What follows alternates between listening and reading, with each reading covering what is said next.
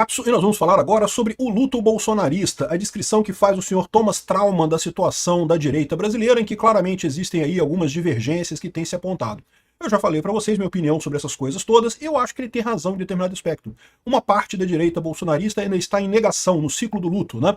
Ah, que não aceitamos Bolsonaro ter sido condenado, o que é um absurdo. Bolsonaro foi condenado, não tem o que fazer. A essa altura, o que a gente tem que resolver é como que a gente vai resolver, tem que traçar o caminho de como que a gente vai resolver esse problema.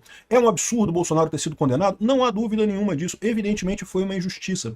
Mas a questão é que esse pessoal ainda tem o poder institucional na mão e está dobrando a aposta nessa história. Vamos ver o que tem de verdade e o que tem de falso nessa fala dele aqui e como é que é o meu posicionamento nessa história toda. Essa notícia foi sugerida por Fumei o Jornal e Trago Boas Notícias, Libertário Baiano e várias outras pessoas. Obrigado aí ao pessoal que sugeriu notícias lá no nosso site, no visãolibertaria.com, e obrigado a você que está assistindo o nosso vídeo. Se você gosta do nosso conteúdo, por favor, deixe o seu like e se inscreva aqui no canal, né? Pois bem, o Thomas Trauman é um esquerdista, vocês sabem, é lógico, está criticando o bolsonarismo aqui, está dizendo que não, que o Bolsonaro está no ciclo do luto. O ciclo do luto é a negação, aceitação e não sei o que lá, depressão, e, enfim, essa é a situação. E de certa forma estamos mesmo, temos que reconhecer, não tem o que dizer. De fato, tem muita gente que simplesmente não aceita, né? Até na parte da questão da anistia, muita gente falava que não pode ter anistia porque não tem crime, então temos que lutar pela anulação do processo. Como? Que anulação que vai ter do processo? O STF não vai voltar atrás, não tem esse negócio, né? Eu confesso para vocês que durante algum tempo eu estava esperançoso mesmo de que as pressões feitas pelos empresários e pelo próprio STF, pelos outros ministros do STF pudessem fazer algum efeito e realmente todo esse processo ser anulado ou então ser aprovado uma anistia ampla, geral e restrita. Mas eu tenho que confessar para vocês que a essa altura eu acho pouco provável isso acontecer, tá? Estou pessimista com relação a isso.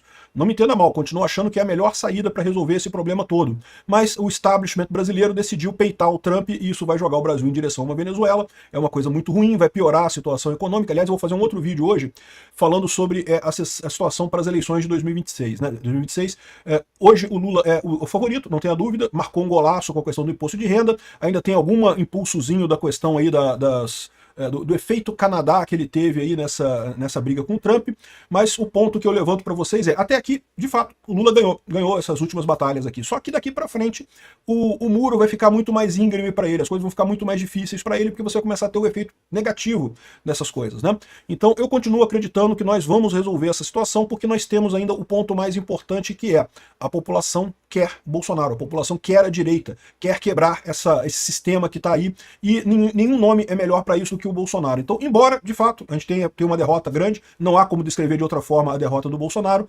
a condenação do Bolsonaro, mas eu acredito que o luto deles está pior. Eles estão nessa ilusão de que acabaram com o bolsonarismo, né? Não, estão na fase da negação, que resolvemos os problemas todos com o Trump, peitamos o Trump e resolvemos tudo.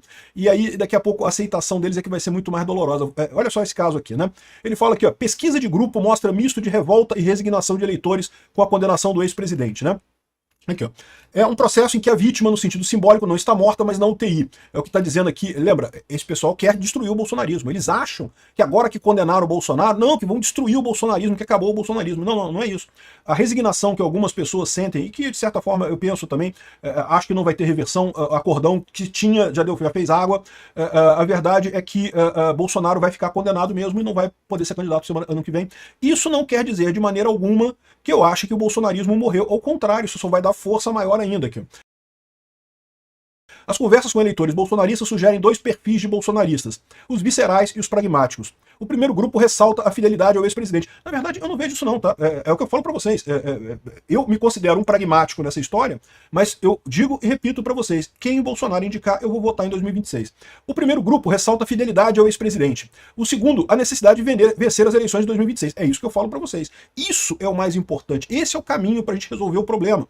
Se a gente emplaca o Tarcísio, ou o Ratinho, ou a Michele Bolsonaro, ou quem quer que seja em 2026, isso é fundamental para resolver o problema no longo prazo. Por quê? Porque, primeiro, a gente consegue fazer 3 ministros, o próximo presidente da República faz 3 ministros do STF. E mais do que isso, se a gente fizer um bom Senado, a gente ainda pode fazer mais uma cadeira no STF, e aí a gente já vai ter a maioria. E em 2030 a gente já tem a maioria a favor de Bolsonaro, contra a esquerda lá. Então, ou seja, eu acho que é uma coisa muito positiva. É isso que tem que ser o nosso foco para resolver o problema.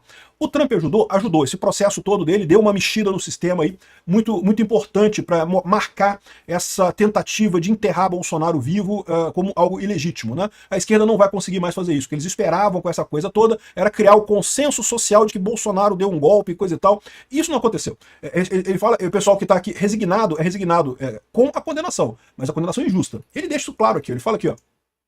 Aqui, ó. Para o eleitor radicalizado, não há dúvidas. O que Bolsonaro disser, faremos, disse o entrevistado. Olha só, eu não me considero radicalizado, até porque eu deixo muito claro que eu sou a favor do Tarcísio. Eu acho o Tarcísio uma excelente opção para 2026. A questão toda é uma constatação óbvia, porque Bolsonaro é o agregador da direita. Quer você goste dele, quer você não goste dele, Bolsonaro é quem agrega a direita. Então, o candidato que ele indicar é o candidato que vai ganhar em 2026. Agora, dito isso, tem um pessoal com a ideia de que não pode ser o Tarcísio, porque o Tarcísio isso, o Tarcísio aquilo, não sei o que lá. Eu não consigo ver esses defeitos que vocês apontam no Tarcísio, não consigo. É um cara liberal, é um cara que quer privatização, é um cara que quer um Estado menor, é um cara que está do lado do Bolsonaro, então não tem lado ruim. E lembra, o ponto é esse, é muito importante a gente ganhar a eleição de 2026. E sim, a gente vai ganhar, tá? Como eu falei, eu vou falar mais num outro vídeo sobre isso. Embora o Lula esteja bem neste momento, né, isso é uma coisa pontual e daqui para frente a coisa vai piorar para ele. Mas de qualquer forma, a gente precisa ter um candidato competitivo em 2026, não dá para botar qualquer um e achar que vai ganhar a eleição em 2026. Não vai ser fácil. Então aqui, ó, hoje esse eleitor está mais inclinado à primeira-dama, a Michele Bolsonaro, como herdeira do ex-presidente. Eu tenho visto, da minha experiência, eu tenho visto também muita gente a favor do Eduardo Bolsonaro. E, de novo, se o Bolsonaro indicar o Eduardo Bolsonaro, eu voto nele também, sem problema nenhum. Quem o Bolsonaro indicar, eu voto. O eleitor mais pragmático prefere o governador Tarcísio de Freitas. Entre os argumentos estão frases como: é o mais fácil eleger o Tarcísio, ele não é tão ortodoxo quanto o Bolsonaro. Isso aqui eu discordo, tá? Sim, é mais fácil eleger o Tarcísio, eu não tenho dúvida. Agora, ele não é tão ortodoxo quanto o Bolsonaro, eu não sei não. Ele não é tão ortodoxo na questão de costumes, o que não é uma pauta que eu me importe. Eu já deixei claro para vocês aqui, eu não sou de direita conservadora. A pauta de costumes para mim eu acho que é uma besteira, e a maior parte dela eu sou contra, inclusive. Aqui, ó, não conheço outra pessoa melhor do que ele para tirar a esquerda do poder. Isso aqui eu concordo plenamente. Não conheço outra pessoa melhor do que ele para tirar a esquerda do poder. Concordo plenamente com isso. É o fato. Ambos os grupos concordam que houve perseguição no processo, tá vendo aqui? É o que eu falo pra vocês. Não quer dizer que o pessoal esteja resignado no sentido de que, não, então Bolsonaro deu golpe mesmo e agora não tem jeito. Não é isso. Houve perseguição no processo, evidente que houve, tá mais do que claro. O voto do Fux foi muito importante para mostrar isso, a condenação ao Alexandre de Moraes pela Lei Magnitsky foi muito importante para mostrar isso, mas eu não espero nada muito mais significativo dos Estados Unidos daqui para frente. Ambos os grupos concordam que houve perseguição no processo, que Bolsonaro foi condenado sem provas e que as penas são excessivas. Nesse raciocínio, um eventual indulto a Bolsonaro seria um ato de justiça. Mas se todos concordam que o processo no STF teve viés, eles se dividem com respeito à sentença. O grupo moderado acredita que precisamos de uma sociedade com respeito às leis. E, de novo, respeito às leis, não à decisão do STF, tá? O ponto importante aqui é o seguinte: não vai acontecer, não tem alternativa. Quem que vai acabar com esse processo, que vai anular esse processo? Não tem caminho para chegar nisso, né? Então, o mais importante é realmente a gente ganhar as eleições de 2026. O mais radical acredita que pelo fato de ser um processo de perseguição, o STF precisa ser combatido e questionado. E sim, eu concordo que o STF precisa ser combatido e questionado, só que, de que maneira? Combatido, você diz, com golpe, com força física? Não vai acontecer. Lamento muito. A nepalização não vai acontecer. Não vai acontecer. O Brasil não tem clima para isso, não tem a temperatura para isso. Não vai acontecer. Quem tá achando que vai conseguir anular a sentença do STF na unha, eu lamento informar vocês, isso não vai acontecer. A gente precisa construir um caminho para resolver o problema. Vamos construir esse caminho. O caminho é Tarcísio, o caminho é quem Bolsonaro indicar para 2026 para ganhar a eleição, né? E a pesquisa traça os arquétipos dos eventuais herdeiros de Bolsonaro. Tarcísio é visto como gestor e sofre de um profundo desconhecimento de São Paulo. Eu concordo. Isso é uma coisa positiva, porque significa que ele tem espaço para crescer, né?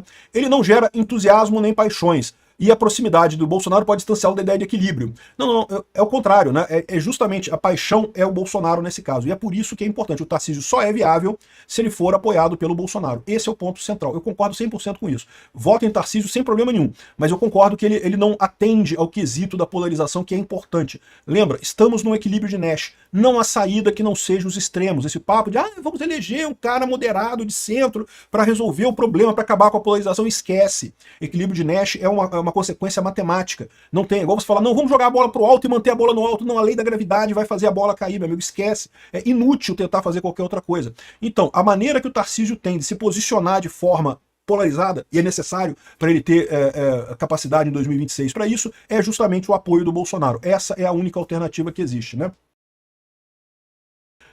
Enfim, o posicionamento a favor do indulto e dizer que não confia na justiça gera uma reação dividida. Para os moderados, ele passou de um limite. Não, isso aqui é esquerdista. É o que eu falo para vocês. Esse cara é esquerdista, então a gente não pode confiar em tudo que ele está dizendo aqui não, tá?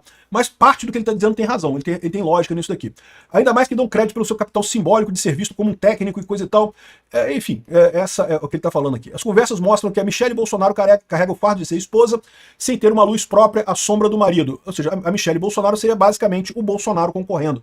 Isso é uma coisa positiva, isso é uma outra alternativa que eu acho extremamente válida, que é a Michelle como candidata ao Planalto. Já falei para vocês que isso é o pesadelo da esquerda. Por quê? Porque embora a Michelle ela tenha o nome Bolsonaro, que dá muita vantagem na direita, se a esquerda tentar usar contra ela coisas como porque ela é machista, homofóbica e não sei o que lá, isso não cola, porque ela é mulher, né? E repara que tem havido um grande conjunto de mulheres à direita que tem ganho cargos exatamente por isso, porque isso mata o argumento do fascismo, nazismo, que é um argumento idiota do ponto de vista das ideias, mas é um argumento que repercute. Lembra, o importante do argumento político, do argumento eleitoral, não é repercutir com quem tem posicionamento político. É lógico que a gente sabe que a esquerda é muito mais nazista do que a direita, no final das contas, é totalmente antissemita e coisa e tal. O problema é que isso encontra eco justamente naquela parte do eleitorado que não está interessada em política, que está preocupada com o Big Brother Brasil, que não quer se interessar com política. Aí vê o argumento fácil, não, porque o nazismo, o fascismo e coisa e tal. Só que qual que é o problema? Quando você coloca uma mulher, é mais difícil você emplacar essa narrativa. Eu acho que a Michelle seria outra alternativa excelente para o Bolsonaro em 2026. Quebra a esquerda e ela basicamente seria o Bolsonaro de volta na presidência da República, né? Olha o Japão. O Japão foi outro país que também elegeu uma conservadora, uma mulher conservadora. A Sanai Taikashi, né, ganhou lá no Japão com muita folga e ela tem uma posição extremamente conservadora, extremamente radical. É o que eu falo para vocês. É uma coisa positiva para Michelle Bolsonaro esse fato. Se existe na nossa sociedade um machismo estrutural, eu acho que existe. As pessoas têm uma posição sobre homens serem mais fortes e coisa e tal, que muitas vezes é injusta. Existe também um feminismo estrutural na sociedade também, não sei se vocês sabem. Mas quando, por exemplo, você tem uma discussão entre homem e mulher, tipicamente o pessoal acha que a mulher tá certa e o homem tá errado. Esse experimento todo mundo conhece, de que eles botam um casal brigando, né, são atores, na verdade, né, fingindo uma briga de casal, e em determinado momento eles estão discutindo aos gritos numa praça, e o homem dá um tapa na mulher. E aí pergunta para uma pessoa que consegue ver a discussão, mas não sabe os argumentos, não sabe o que eles estão falando. O que você acha que tá certo nesse caso? Não, a mulher que tá certa. É um absurdo o homem dar um tapa numa mulher, não tem razão, isso é um absurdo e coisa e tal. Aí fazem a mesma experiência com um homem e uma mulher discutindo na praça, e de repente a mulher dá um tapa no homem. E aí pergunta para a pessoa que, de novo, ela não consegue ouvir nada da discussão, não sabe os argumentos de um lado ou de outro, não conhece as pessoas. Na verdade, são atores fazendo isso, não é um experimento isso, né? O que você acha que tá certo? A mulher tá certa, o cara deve ter feito alguma coisa errada com ela para ela dar um tapa nele. Não tem jeito, existe esse feminismo estrutural na sociedade que considera que a mulher tá sempre certa. E aí, como é que isso se verifica no caso de uma eleição, no projeto eleitoral, né? Por exemplo, quando o Aécio ganhou da Dilma num debate, que humilhou a Dilma no debate político lá em 2014, né? A Dilma começou a babucelar coisa porque ela não sabia responder o Aécio, que realmente... O que aconteceu? A intenção de voto da Dilma cresceu. Porque por mais que os argumentos fossem grandes, o pessoal viu o quê? Uma mulher sendo humilhada por um homem. E esse tipo de coisa vai acontecer. O pesadelo da esquerda é a Michelle Bolsonaro ser candidata. Porque eles sabem que não tem como contrapor ela, né? Se o Lula começar a jogar coisas na cara da Michelle, criticar a Michelle, coisa e tal, o que o público em geral vai ver? É um homem humilhando uma mulher. Meu amigo, não tem jeito, o público fica do lado da mulher. Então é o pavor deles, né? Mas o Tarcísio também é uma ótima opção, adoraria o Tarcísio. Então, aqui, um consenso das entrevistas é o repúdio ao comportamento do Eduardo Bolsonaro. Outra coisa que eu não consigo entender. Eu super a favor do Eduardo Bolsonaro, acho que ele foi muito certo. O único, porém, que eu tô falando agora é aquilo que eu já disse no outro vídeo. Que negócio é esse de não deixar o pai falar? Que negócio é esse de dizer que não pode falar? Isso me botou uma pulga atrás da orelha aqui. Porque, mas eu não gosto do cara lá do tal do Ferri. Beleza, mas é o Bolsonaro que vai falar, não é o Ferri que vai falar. O Ferri pode fazer a pergunta? Pode fazer a pergunta, mas quem vai responder é o Bolsonaro. Por mais que você não goste do cara, o Bolsonaro meramente falar, né? E aí parece que dá a impressão de que eles preferem que ele fale em algum outro podcast. Beleza, mas qual podcast? Porque os outros podcasts não conseguiram essa licença, ou não tentaram, né? Agora um monte de gente tem tentado esse pedido para entrevistar Bolsonaro. Vamos ver qual vai ser os outros podcasts e as outras revistas. Vai ser muito curioso se os filhos do Bolsonaro permitirem que ele fale com a Veja, mas não permitirem que ele fale com o Ferri. Fica estranha essa coisa, né? Outra coisa que eu falo disso é o seguinte, olha só, Lauro Jardim está dizendo que a solução Flávio Bolsonaro para travar a candidatura de Eduardo ao Planalto, né? A preocupação deles é que se Eduardo Bolsonaro botar a candidatura, como equilíbrio de Nash, nós estamos no equilíbrio de Nash, a tendência é ele ir para o segundo turno com o Lula e talvez ele não seja o melhor nome para ganhar do Lula no segundo turno. Então a solução que ele está dizendo aqui seria Tarcísio com vice Flávio Bolsonaro. E, de novo, esse negócio isso aqui certamente é coisa plantada, né? Da mesma forma que disse aqui o Ciro Nogueira, Bolsonaro já escolheu um nome e só há duas alternativas viáveis, Tarcísio ou Ratinho, diz o Ciro Nogueira. Balela, não acredito no que Ciro Nogueira está falando, não acredito no que Lauro Jardim está falando. O problema todo, eu quero ouvir do Bolsonaro. O Bolsonaro fala, resolve esse problema todo. O que eu fico puto é com o Flávio e o Eduardo Bolsonaro estarem proibindo o Bolsonaro de falar. Aí eu fiquei com a pulga atrás da orelha, aí que eu fico estranho. Ó, que negócio é esse? A gente tem que ouvir o Bolsonaro falando, pô. Ele vai no coisa, mas vai ser distorcido. Sempre foi, porra. Sempre, todas as vezes que o Bolsonaro falou com qualquer pessoa, sempre foi distorcido pela mídia. Por que dessa vez ia ser diferente? Dessa vez não pode, né?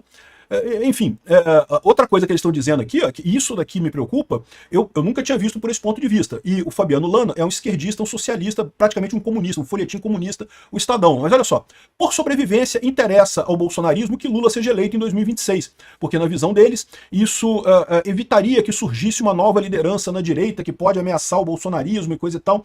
Só que se Lula for eleito, Lula vai colocar mais 3 ministros do STF, meu amigo. E aí acabou pro Bolsonaro. Porque com mais 3 ministros de esquerda no STF, aí a gente não vai ter como reverter essas sentenças todas, essas lambanças todas. Aí, realmente, eu ainda acho que a direita tende a crescer, tende a voltar ao poder em algum momento, mas vai ficar tudo muito mais difícil. O mais importante para o bolsonarismo, para a direita no Brasil, é ganhar as eleições de 2026. Nesse momento, a gente está numa posição ruim para isso, mas ano que vem, vai ter muita água ainda rodando nessa espécie, nesse troço aí, e como deixa bem claro aqui, no final das contas, né, se de um lado a direita está num processo de luto aí, com dificuldade de aceitação da condenação do Bolsonaro, e eu reconheço que tá, muita gente simplesmente não aceita, não, que tem que anular o processo. Como? Como é que vai anular o processo? Não tem como anular. A saída que a gente tem é ganhar as eleições de 2026. Essa é a saída no final das contas, né?